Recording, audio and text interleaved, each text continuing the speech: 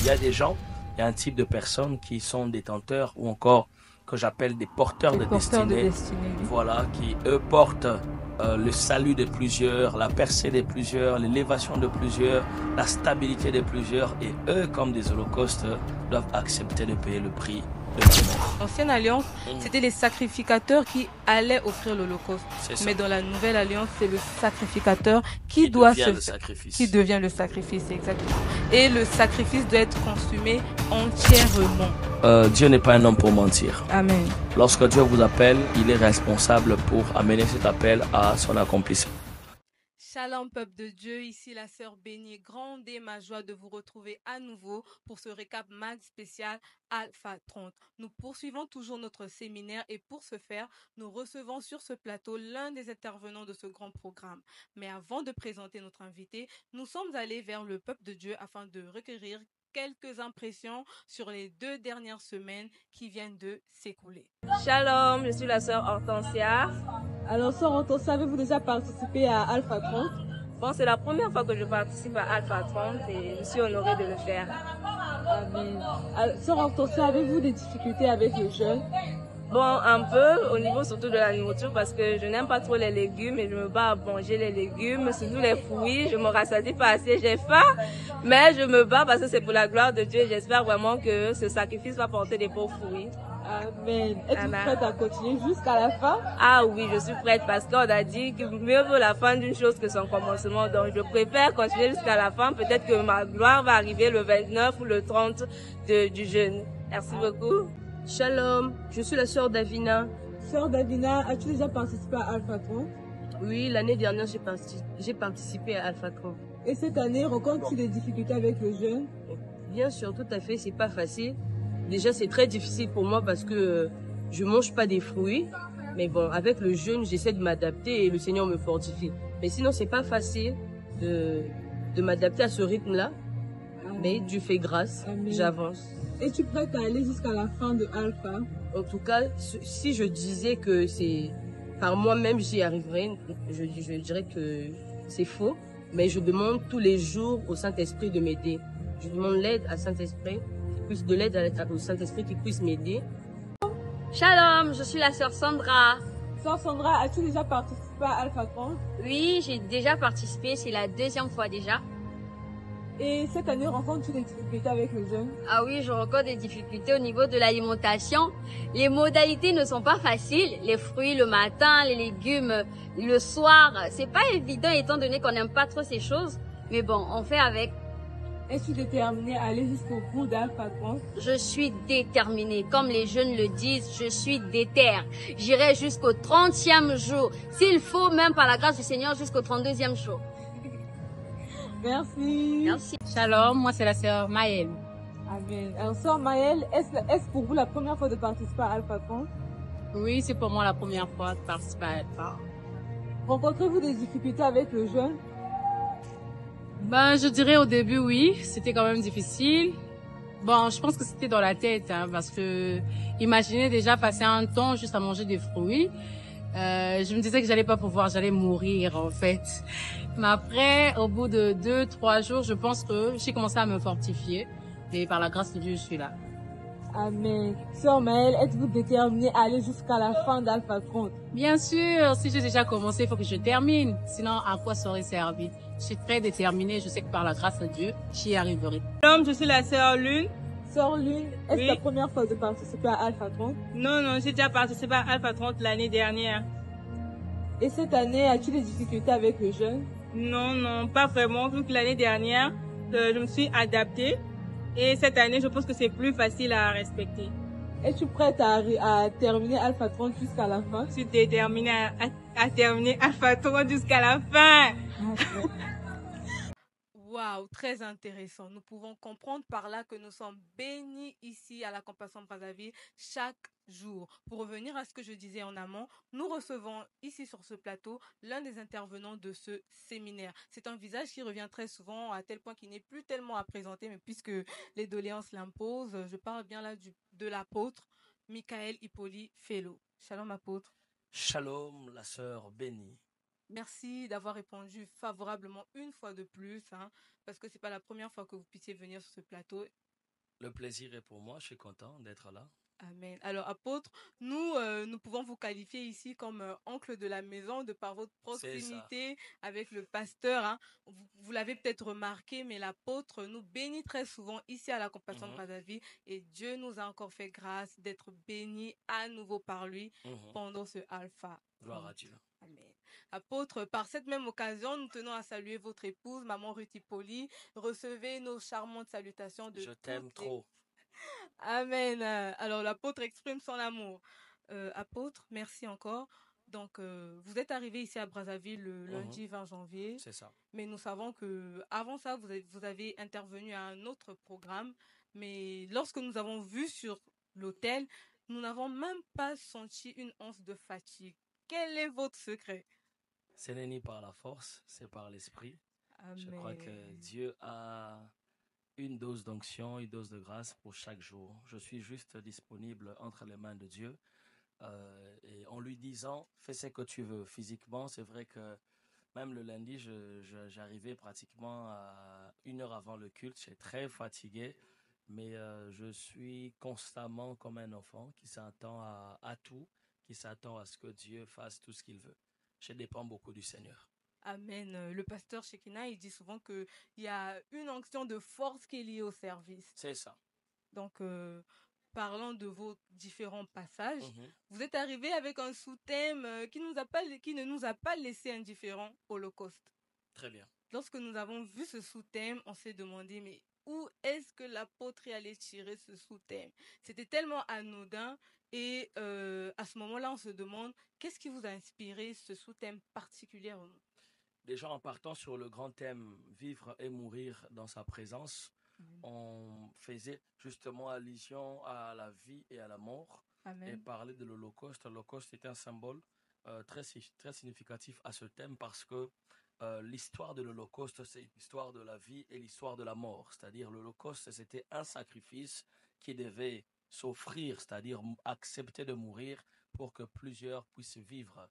Et l'Holocauste était détenteur du salut des milliers de personnes. Donc il y a des gens, il y a un type de personnes qui sont détenteurs ou encore que j'appelle des porteurs de destinée. Oui. Voilà, qui eux portent le salut de plusieurs, la percée de plusieurs, l'élévation de plusieurs, la stabilité de plusieurs. Et eux, comme des holocaustes, doivent accepter de payer le prix de la mort.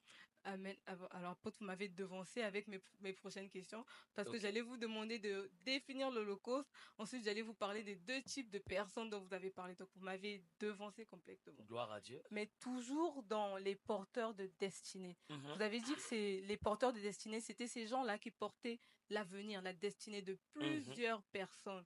Et à ce moment-là, on se pose la question de savoir à quel moment je sais que je suis porteur de destinée. Premièrement, déjà, il faut savoir que l'appel de Dieu, c'est Dieu qui appelle. Lorsque Dieu t'appelle, il y a plusieurs choses, il y a plusieurs étapes, plusieurs moyens pour savoir ton appel, ton couloir d'appel, ou encore le fait d'être porteur de destinée. La première des choses, c'est Dieu lui-même.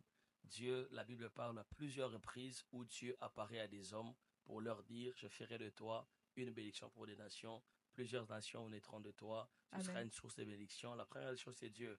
La deuxième des choses, Dieu place des hommes autour de nous, c'est-à-dire notamment nos autorités spirituelles, notre Père spirituel, le garant de notre âme que Dieu a placé dans notre vie. Lui peut être un canal par lequel Dieu peut passer pour nous confirmer notre appel. Et puis, la troisième des choses, c'est le fardeau. Il y a des gens qui n'ont pas entendu Dieu clairement, mais qui ressentent au-dedans d'eux un fardeau, une charge, une responsabilité. D'accomplir les desseins de... D'accomplir le dessein de Dieu pour les autres, pas pour soi-même. Amen. Donc voilà. Alors j'ai aimé ce que vous avez dit en parlant de la promesse que Dieu faisait, disant que de toi naîtront des nations et tout. Et je profite de cette occasion pour rappeler à la Compassion Brazzaville qu'il y a un calendrier qui avait été établi pour nous aider dans la méditation. Et si vous êtes à jour dans ce calendrier, vous avez très bien compris ce que l'apôtre disait. Et pour ceux qui ne se sont pas mis à jour, nous vous conseillons de suivre ces directives et de suivre ce calendrier en amont. Amen. Apôtre, toujours parlant de porteurs de destinée, Une autre question apparaît, c'est comment je fais pour me préparer lorsque je suis un porteur de destinée? Comment je fais pour me préparer lorsque je suis un porteur de destinée? Je crois que chaque personne qui est appelée à être quelqu'un, à accomplir un but, la première des choses, il se crée un cadre. Amen. Si tu veux devenir avocat, il faut que tu ailles à l'université. Si Amen. tu veux devenir militaire, il faut que tu ailles au camp militaire. Amen. Si tu veux devenir maître nageur, il faut que tu ailles justement dans des piscines, dans des Ouais, c'est endroits très logique. adaptés pour pouvoir grandir. Et chaque destinée a son environnement. Et le premier environnement de la destinée, c'est la présence de Dieu. Amen. C'est dans la présence de Dieu que Dieu bâtit des hommes, que Dieu forge des hommes, parce qu'au-delà de l'apprentissage et de la compétence, il y a des choses intrinsèques que Dieu doit nous doter. Il y a des choses que Dieu doit briser. Il y a des choses que Dieu doit tailler. Il y a des choses que Dieu doit former. Et tout commence dans la présence de Dieu.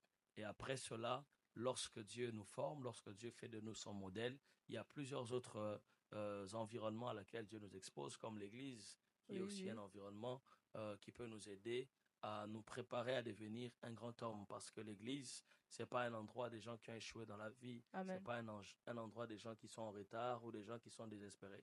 L'Église est la plateforme que Dieu a mis en place pour bâtir son Église, pour bâtir, équiper les gens et envoyer les gens dans les nations. Donc je crois qu'il faut trouver son environnement d'émergence et puis y rester, y travailler, et puis ça, l'éclosion viendra.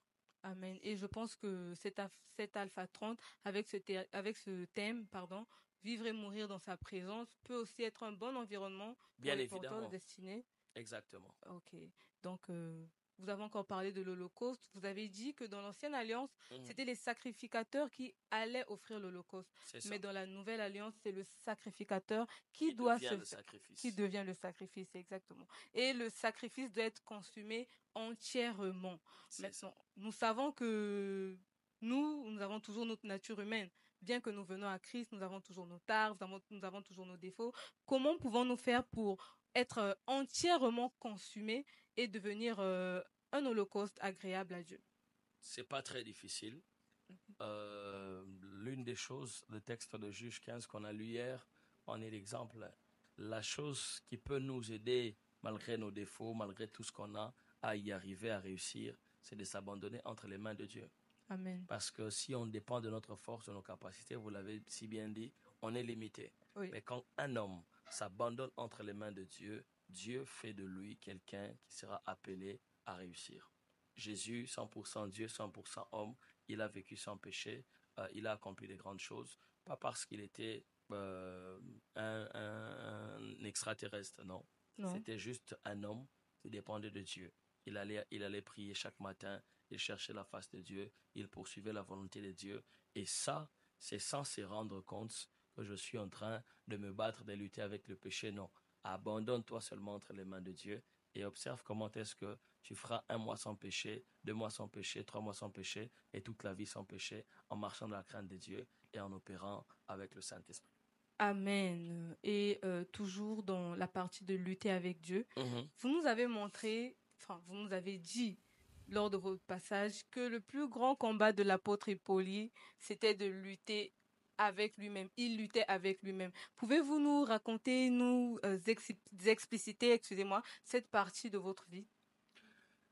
En 2009, 2010, j'étais un jeune qui était sur le point d'aller à l'université. En même temps, j'étais footballeur, je jouais au foot, j'aimais le foot, j'étais passionné de foot. C'était un talent que j'avais.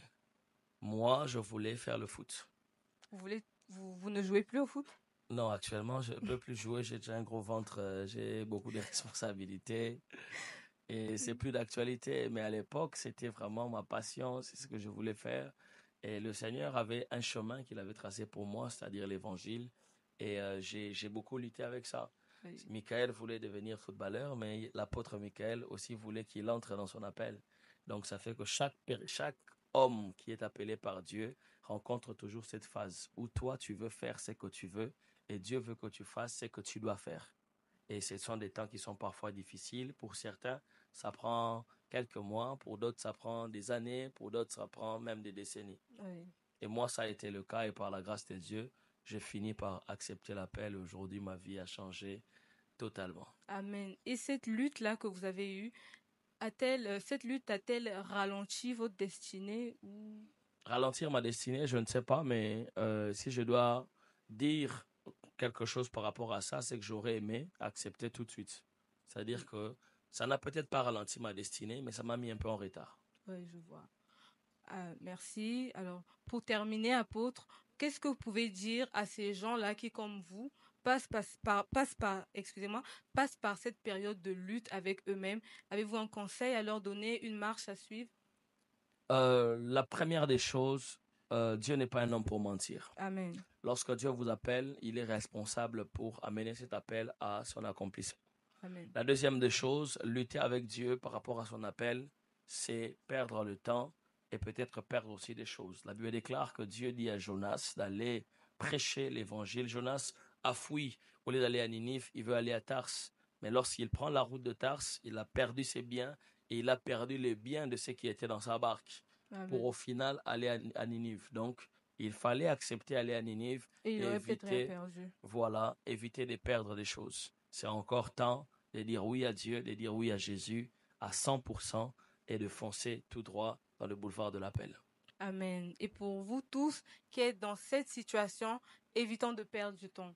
Nous sommes arrivés au terme de cette émission. Apôtre, qu'est-ce que vous pouvez dire à ces gens-là qui ne sont pas encore arrivés à Alpha 30? Pouvez-vous leur inviter et leur montrer à quel point ils ratent les bénédictions de Dieu? En tout cas, si vous êtes à Brazzaville, vous êtes à Pointe-Noire, vous êtes au Congo, vous êtes à Kinshasa, Alpha 30 est un programme où Jésus se manifeste, se Amen. glorifie d'une manière extraordinaire.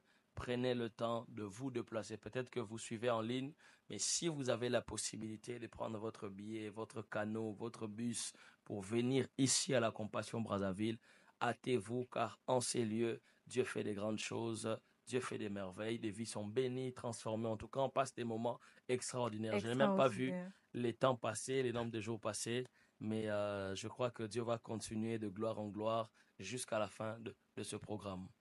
Et je tiens à remercier aussi le pasteur Shekina, l'homme par qui Dieu est passé pour mettre en place cette plateforme. C'est, comme vous l'avez dit au début, c'est un grand ami à moi et vraiment une grande bénédiction. Vraiment que Dieu se souvienne de son serviteur et pour toute l'excellence qu'il y a constamment ici et qui ne fait que s'améliorer. Amen.